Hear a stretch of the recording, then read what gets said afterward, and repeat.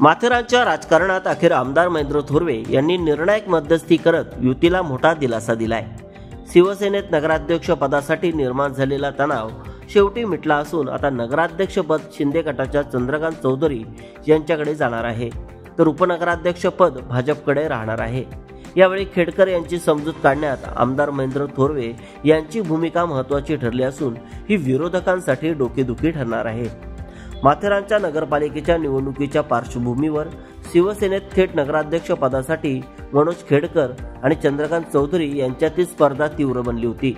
दोघांच्या मतभेदामुळे विरोधकांना संधी मिळण्याची शक्यता होती, मात्र आमदार थोरवे यांनी गेल्या आठवड्याभरापासून स्वतः मध्यस्थी करत दोघांना एकत्र आणण्यात यश मिळवले। काल रात्री थोरवे यांनी माथेरानमध्ये मुक्काम ठोकून अखेर शेवटचा तणाव दूर केला। यानंतर शिवसेना भाजप युतीचे वातावरण स्थिर झाले असून माथेरानमध्ये पुन्हा युतीचा झेंडा फडकणार असल्याचे संकेत मिळत आहेत। यावेळी मनोज खेडकर म्हणाले, चंद्रकांत चौधरी नगराध्यक्ष झाले म्हणजे मनोज खेडकर नगराध्यक्ष झाले असे चित्र असेल।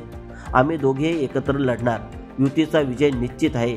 मी नगराध्यक्ष पदासाठी इच्छुक होतो, पण आता उमेदवारी ज्याला मिळाली त्यासाठी पूर्ण ताकदीने काम करणार आहोत। खेडकर यांनी पुढे अफवांना फाटा देत सांगितले, माझ्या मुलीला निवडणुकीत उतरवणार असल्याच्या चर्चा निराधार आहेत।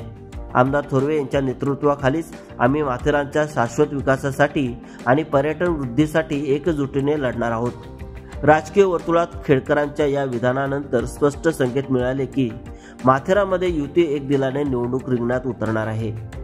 दरम्यान माथेरानच्या लढतीत चित्र स्पष्ट झाले आहे।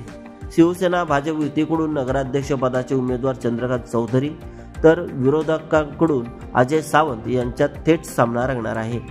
थोरवे यांच्या मध्यस्थीने फाटलेले समीकरण जोडले गेले असून आता माथेरानच्या राजकारणात खेडकर चौधरी युती हा नवाच राजकीय फॉर्म्युला चर्चेत आला आहे।